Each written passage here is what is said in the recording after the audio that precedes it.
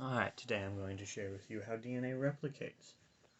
DNA, also called deoxyribonucleic acid, is arranged from 5' to 3' naturally, which stands for the which is when looking at a atom or molecule, my bad, of DNA, you would count the carbon atoms in a specific order, resulting in a 5' on this end and a 3' on this end.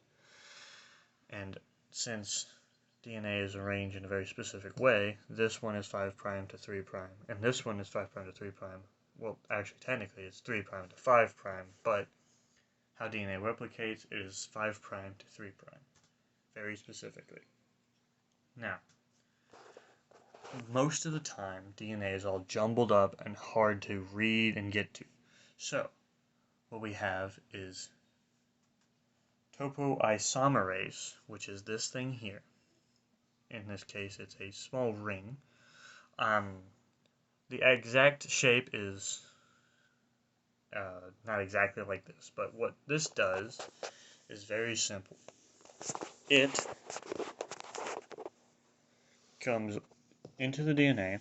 It's all jumbled and whatnot. It moves over the DNA and undoes it from its natural tangledness. It's untangled. It fell apart. Oops. Hold on. Excuse me. My model fell apart. I'm sorry. Anyway, after that happens, it's still connected, and it's hard to, and it's still connected. So, what happens is DNA, what's it called?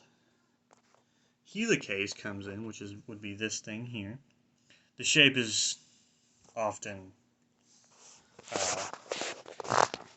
different, and what happens here is it comes along and splits it.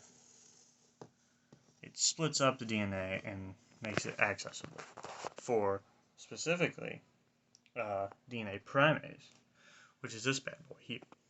It comes along and sets up a primer, which would be this little guy here. It is supplementary of a, break it. Anyway, it is supplementary, meaning that it isn't the same, but it's similar. Since DNA replication is semi-conservative, it takes one strand and makes another copy of it.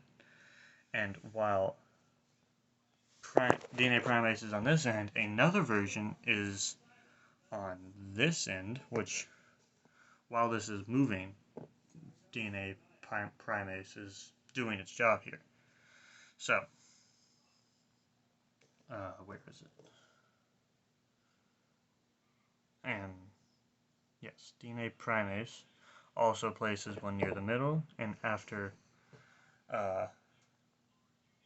DNA ligase has done its job and leaves, primase also does another primer over here. And that allows DNA polymerase to bond with it and move along, creating a supplementary another strand of DNA. All of this is happening at the exact same time.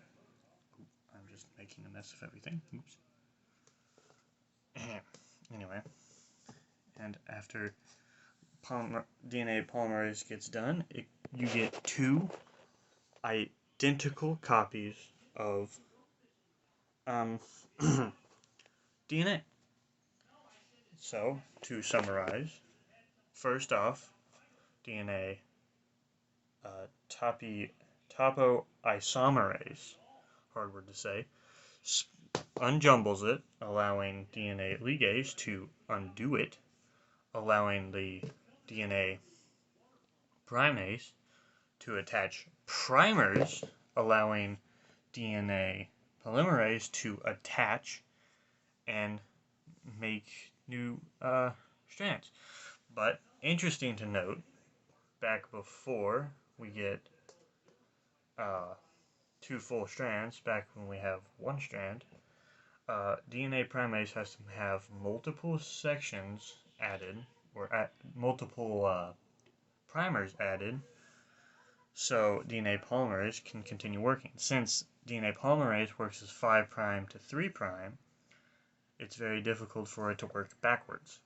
So it has to work forwards in this case. But since it keeps moving forward, it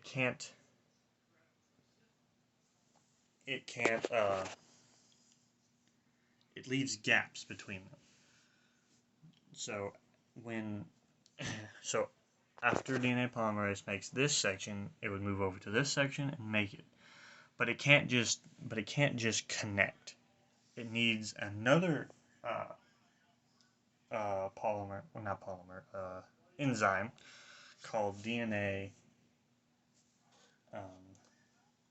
ligase, which fills the gaps in the lagging strand, which is this strand here because it moves technically backwards or the opposite direction of the normal 5' to 3'.